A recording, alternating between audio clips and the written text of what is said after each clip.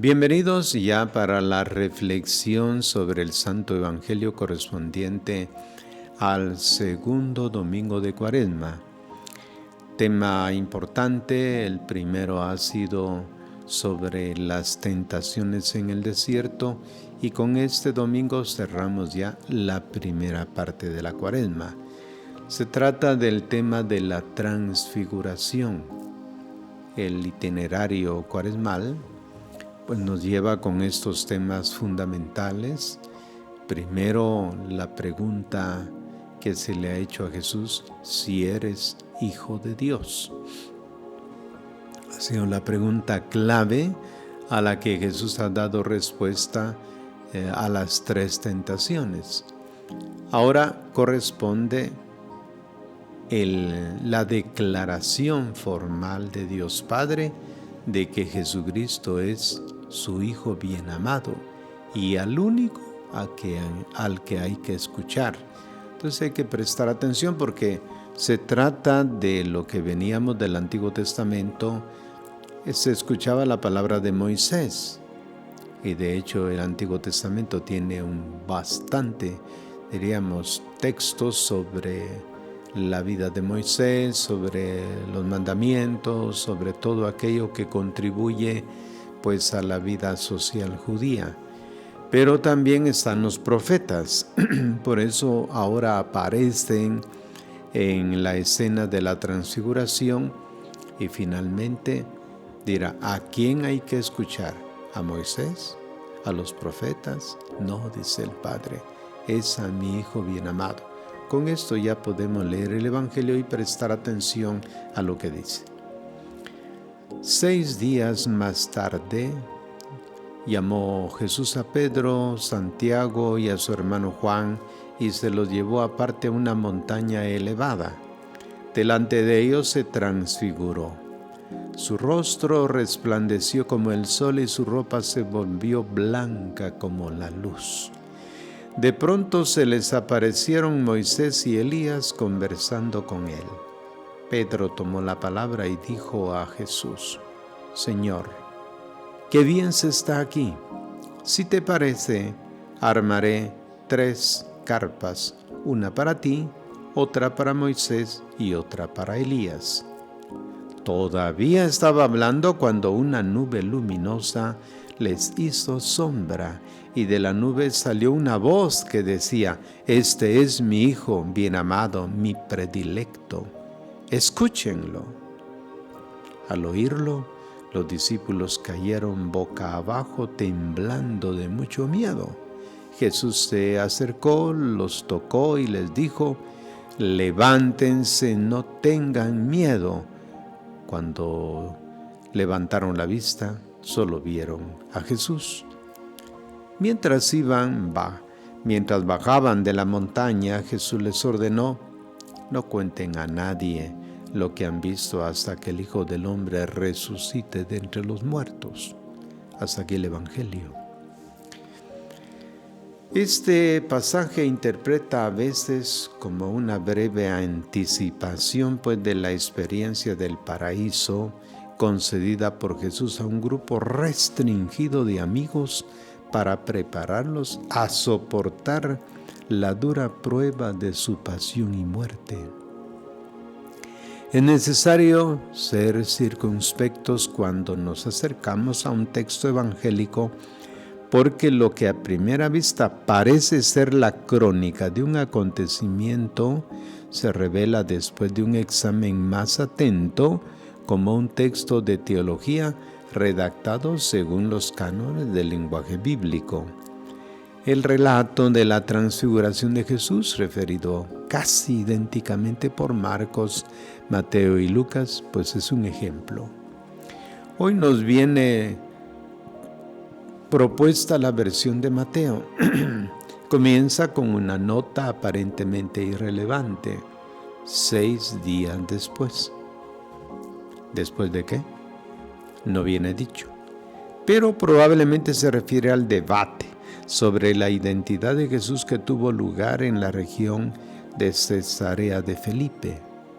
Uno se pregunta por qué Jesús tomó consigo solamente 3 discípulos y por qué subió a un monte. Comencemos por este último detalle. Es curioso, sobre todo en el Evangelio según San Mateo, que cuando Jesús quiere decir algo verdaderamente importante, sube a un monte. La última tentación tiene lugar en un monte.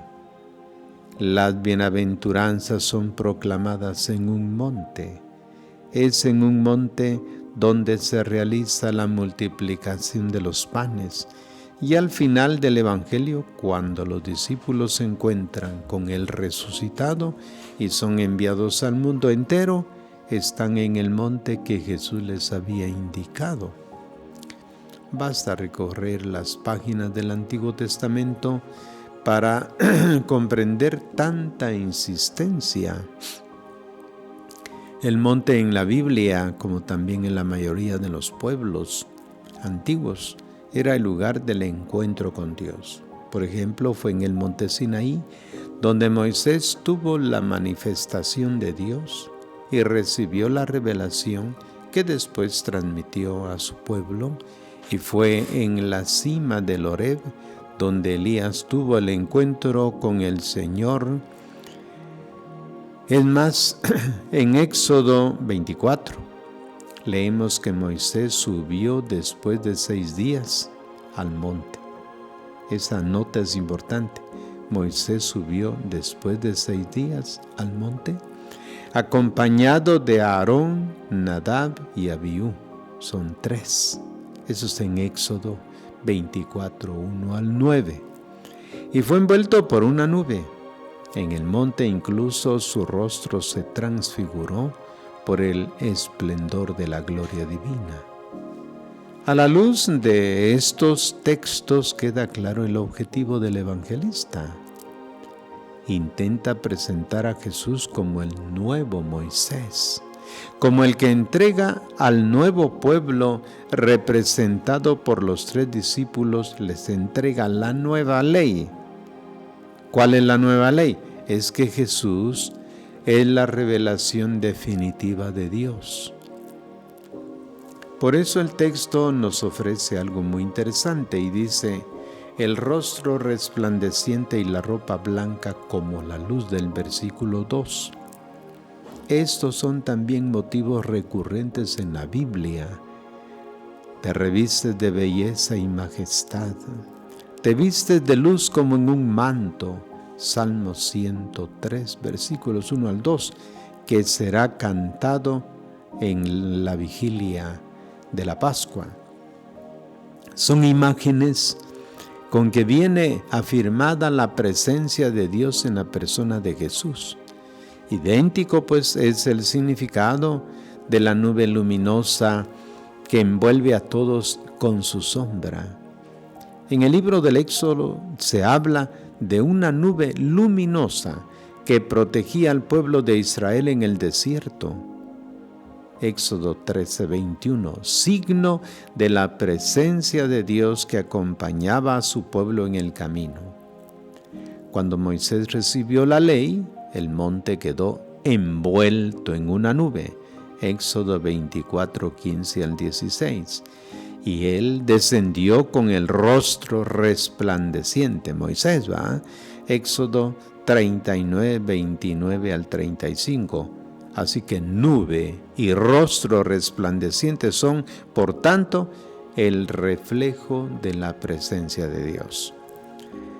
Sirviéndose de estas imágenes, Mateo afirma que Pedro, Santiago y Juan, en un momento particularmente significativo de sus vidas, han sido introducidos en el mundo de Dios y han gozado de una iluminación que les ha hecho comprender la verdadera identidad del Maestro, y la meta de su camino no había de ser el Mesías glorioso que esperaban, sino un Mesías que, después de un duro conflicto con el poder religioso, sería hostigado, perseguido y matado. Se han dado cuenta también de que sus destinos personales no serían diferentes al del destino del Maestro. la voz del cielo. Es una expresión literaria utilizada frecuentemente por los rabinos cuando, para concluir una larga discusión sobre un tema, querían presentar el pensamiento de Dios. El argumento del capítulo precedente, es decir, el capítulo 16, había versado sobre la identidad de Jesús. El mismo maestro había abierto el debate con la pregunta: ¿quién dice la gente que es el Hijo del Hombre? Mateo 16:13. Después de exponer las distintas opiniones, los apóstoles por boca de Pedro habían manifestado con convicción que él era el esperado Mesías. Así pues, la voz del cielo declara ahora el parecer de Dios. Jesús es el predilecto, el siervo fiel en el que se complace el Señor. Ya en el momento de su bautismo fue oída esta voz pronunciando las mismas palabras: este es mi Hijo predilecto. Ahora se añade la exhortación: escúchenle. Escúchenle aun cuando parezca que propone caminos demasiado comprometidos, estrechos y escabrosos, elecciones paradójicas y humanamente absurdas. En la Biblia el verbo escuchar no significa solo oír, sino que frecuentemente equivale a obedecer. La recomendación que el Padre dirige a Pedro, a Santiago y a Juan y a través de ellos a todos los discípulos es de poner en práctica lo que Jesús enseña. Es una invitación a orientar la vida de acuerdo con las propuestas de las bienaventuranzas. Ahora, ¿quiénes son Moisés y Elías? El primero es quien ha dado la ley a su pueblo. El otro era considerado como el primero de los profetas. Estos dos personajes representan las sagradas escrituras para los israelitas. Todos los libros santos de Israel tienen el objetivo de dialogar con Jesús. Están orientados hacia Él. Sin Jesús, el Antiguo Testamento es incomprensible, pero también Jesús permanece en el misterio en el Antiguo Testamento. En el día de Pascua, para hacer comprender a sus discípulos el significado de su muerte y resurrección, Jesús recurre al Antiguo Testamento y, comenzando por Moisés y siguiendo por todos los profetas, les explicó lo que decía la Escritura acerca de él. El significado de la imagen de las tres tiendas no es fácil de determinar. Ciertamente hacen referencia al camino del Éxodo e indican quizás el deseo de Pedro de pararse para perpetuar el gozo experimentado en un momento de intimidad espiritual con el Maestro. Quien construye una tienda intenta fijar su morada en un lugar y no moverse, al menos por un cierto tiempo. Jesús, por el contrario, está siempre de camino, se dirige a una meta y los discípulos deben seguirle. Nuestra misma experiencia espiritual no puede ayudar a entenderse mejor. Después de haber dialogado largamente con Dios, no deseamos volver a la rutina de cada día. Los problemas, conflictos sociales, divisiones familiares, los dramas que tenemos que afrontar nos dan miedo. Sabemos, sin embargo, que la escucha de la palabra de Dios no lo es todo. No podemos pasar la vida en la iglesia ni en los oasis de retiros espirituales. Es necesario salir para servir a los hermanos, para ayudar a quien sufre, para estar cerca de quien tiene necesidad de amor. Después de haber descubierto en la oración el camino a recorrer, es necesario seguir a Cristo que sube a Jerusalén para dar la vida. Resumamos el significado pues de la escena. Todo el Antiguo Testamento, Moisés y Elías, cobra su significado en Jesús. Pero Pedro no sabe el significado, lo que está sucediendo.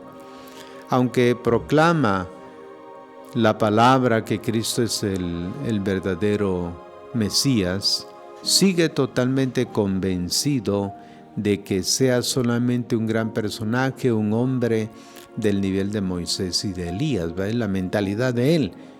Por esto sugiere que se construyan 3 tiendas iguales.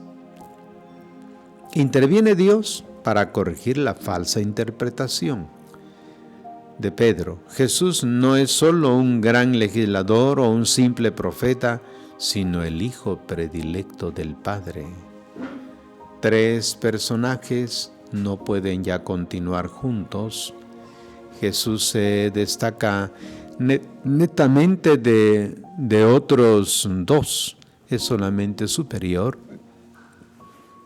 Israel había escuchado la voz del Señor a través de Moisés y los profetas. Ahora esta voz, declara el Padre, llega a los hombres a través de Cristo. Es a Él y solo a Él a quien los discípulos deben escuchar. Por eso el relato hace notar que cuando los 3 discípulos abren los ojos, no ven a otro más que a Jesús. Este momento es importante porque Moisés y Elías han desaparecido. Han cumplido ya su misión, es decir, han presentado al Mesías, al nuevo legislador, al nuevo profeta que tendría que venir al mundo. Se ha realizado de modo sorprendente pues la promesa hecha por Moisés al pueblo antes de morir. Dice el Deuteronomio 18:15, el Señor tu Dios te suscitará un profeta como yo, lo hará surgir de entre ustedes, de entre tus hermanos, y es Él a quien deben escuchar. Bien, con esto cerramos esta reflexión, esperando que sea pues de ayuda para prepararnos debidamente a la celebración del próximo domingo. Gracias por su atención.